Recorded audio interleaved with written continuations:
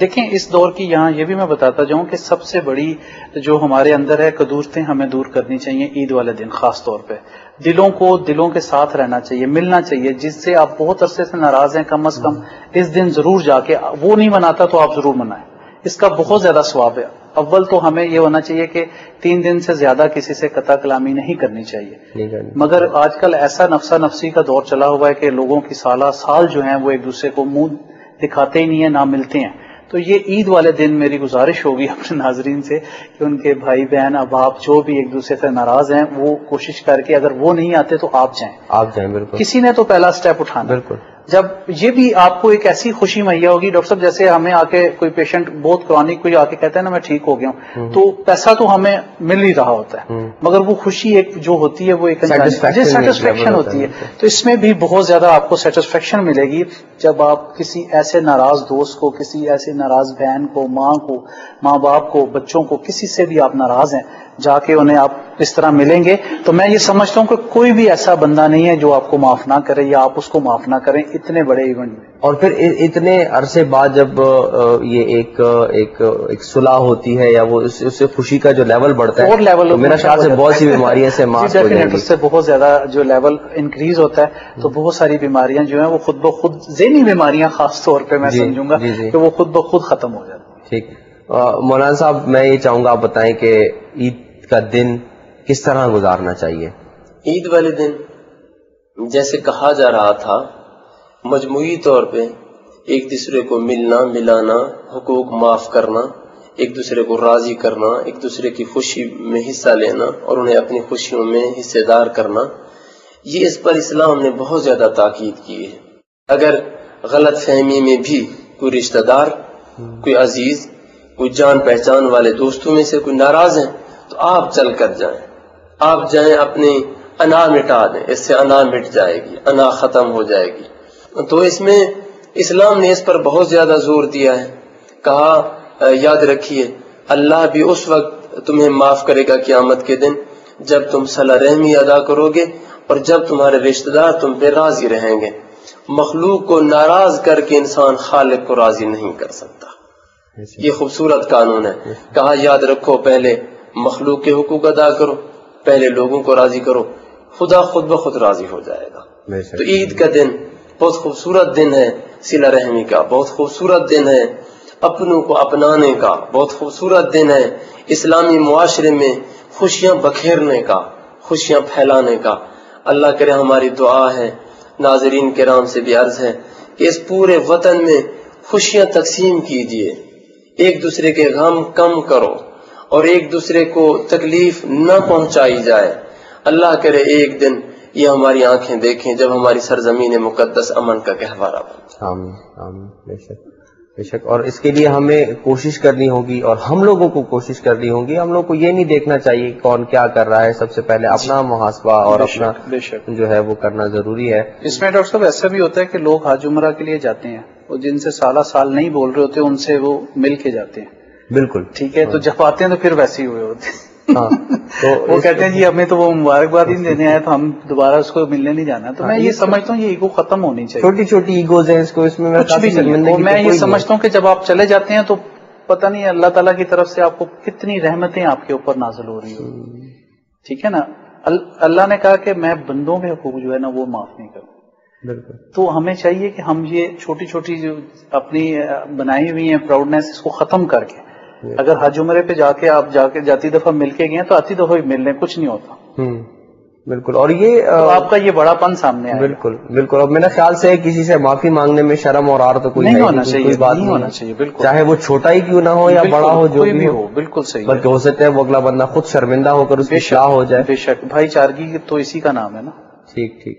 تو ڈاکٹر صاحب یہ پروگرام چونکہ اب اختتام کی طرف قریب ہے, تو میں یہ چاہوں گا کہ کوئی میسج اچھا سا آپ دینا چاہیں اس عید کے حوالے سے ہمارے ناظرین کو. جی میں یہ میسج دوں گا کہ اپنے ساتھ ساتھ ان بہن بھائیوں کو بھی آپ لوگ یاد کریں کہ جو لوگ عید پہ افورڈ نہیں کر سکتے نئے کپڑے ان کے بچے یا نئے جوتے نہیں لے سکتے, تو یہی ایک سچی خوشی اور سچی عید یہی ہوتی ہے کہ ہم اپنے سے کم تر کو, کمزور کو جو ہے اپنے ساتھ لے کے جائیں.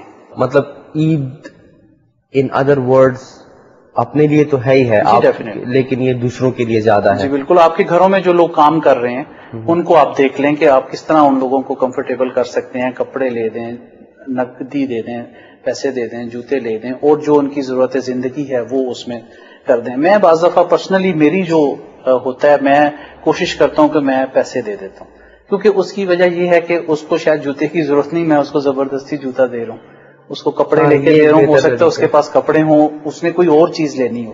تو جتنا آپ افورڈ کر سکتے ہیں، ضروری نہیں ہے. بعض دفعہ ہم سمجھ رہے ہوتے ہیں یار میں اس کو 2000 روپے دوں گا تو میری عزت بنے گی، ہو سکتا ہے 500 دینے سے بھی آپ کی عزت بنے اور وہ اس کے لیے بہت زیادہ ہو. تو اس میں کوئی قباحت نہیں ہے کہ آپ کوشش یہ کریں کہ میرے پاس بہت زیادہ پیسے ہوں گے تو میں اس کو دوں گا. جتنے آپ افورڈ کر سکتے ہیں، کیونکہ آپ نے تو اللہ تعالیٰ کی راہ میں دے رہے تو دے دیں اس کو. ٹھیک، بہت اچھی بات، بہت اچھی بات ہے. مولانا صاحب آپ کوئی میسج دینا پسند کریں گے؟ اسپیشلی تھوڑا سا میں یہ چاہوں گا کہ یہ جو چونکہ بات غریبوں کی مدد کی اور وہ لوگ جو عید نہیں منا پاتے ان کو بھی اس میں شریک کرنے کی بات چل رہی ہے، تو اس جو صدقہ فطر ہے یا فطرانہ ہے اس کو بھی تھوڑی سی اس کی وضاحت کیجئے کہ اس کے اصل مستحق کون ہے. عید کے دن ہمیں جو کام کرنا ہے وہ عید فطرہ کا جو بنیادی مصرف ہے وہ ہے معاشرے کے غرباء اور فقراء. اس کے علاوہ انجمنیں وصول کرتی ہیں، ادارے وصول کرتے ہیں، دینی مدارس ہیں، دوسرے امور ہیں، وہاں بھی فطرہ خرچ ہو سکتا ہے. لیکن اسلام نے جس چیز پر زور دیا ہے اور سب سے زیادہ تاکید ہے وہ معاشرے کے غرباء اور فقراء ہے. یہ کام ہے جو ہم نے عید کے دن کرنا ہے. غرباء کو یاد رکھنا ہے، ہمسایوں کو یاد رکھنا ہے، جو لوگ عید نہیں منا سکتے انہیں یاد رکھنا ہے، ان کی مدد کرنی ہے. یہ عید کے دن کا کام ہے. اور ایک کام ہم نے عید کے بعد کرنا ہے، وہ یہ ہے کہ اللہ نے ہمیں ماہ رمضان میں بہت سارے مانوی اور روحانی ملکوتی کمالات سے نوازا ہے. شب قدر میں آپ لوگوں نے دیکھا ہوگا عبادی مراکز میں جوانوں نے کیسے عبادتیں کی، کیسے شب بیداریاں کی، کیسے دعائیں کی. تو یہ جو مانوی ذخیرہ ہمیں ملا ہے اور باطن میں ایک تبدیلی آئی ہے، اسے ماہ رمضان کے بعد بھی باقی رکھنا ہے. یہ انتہائی اہم چیز ہے. بالکل یہ ایسے ہے جیسے باپ بیٹے کو ایک سرمایہ دے دے تو یہ بیٹے پر ہے کہ یہ سرمایہ ضائع کر دے یا اپنے پاس محفوظ رکھے کہ حسب ضرورت اس سے استفادہ ہوتا رہے. بالکل اللہ نے ہمیں مانوی نعمات عطا کی ہیں، اسے ہم نے محفوظ رکھنا ہے تاکہ کل قیامت کے دن یہ نعمات کام آ سکے. ہمارا جو ہم ناظرین سے عرض کرنا چاہیں گے اور گویا پیغام دینا چاہیں گے وہ یہ ہے کہ عید کے دن فقراء اور ہمسائگان کو یاد رکھیں، عید کے بعد بھی انہیں یاد رکھنا ہے، اور ماہ رمضان کے دوران حاصل ہونے والے مانوی کمالات کو محفوظ رکھنے کی اور اس عید کو ایک ابتدا کے طور پہ ہم لیں کہ اس سے ابتدا ہم کریں ان سب کاموں کی اور اس کو ہم جاری رکھیں. آپ دونوں مہمانوں کا بہت بہت شکریہ، آپ اور آپ لوگوں کو بہت بہت عید مبارک. ناظرین آپ کو بہت بہت عید مبارک. اور جو آخری دو میسیجز ہیں یہ بہت امپورٹنٹ ہے کہ ایک تو اپنے ہمسایوں کو، غریبوں کو اور جو لوگ عید کو افورڈ نہیں کر سکتے ان کو بالکل مت بھولیں، اپنے ساتھ ان کو شامل کریں اپنی اس خوشی میں. آپ کی خوشی بھی ملٹی پلائی ہوگی، زیادہ ہوگی. اور دوسرا اہم میسج یہ ہے کہ اس چیز کو عید تک محدود مت کریں اور اس کو آگے بھی چلنے دیں، پورا سال چلنے دیں، یہاں تک کہ انشاءاللہ العزیز کہ ہمیں اگلا رمضان دیکھنا نصیب ہو اور پھر ہم اسی جذبے کے ساتھ رمضان گزارے، عید گزارے اور سالہ سال یہ سلسلہ چلتا رہے. اس دعا کے ساتھ اپنے ہوسٹ ڈاکٹر وسیم کو اجازت دیجیے. آپ کو بہت بہت عید مبارک. اللہ حافظ.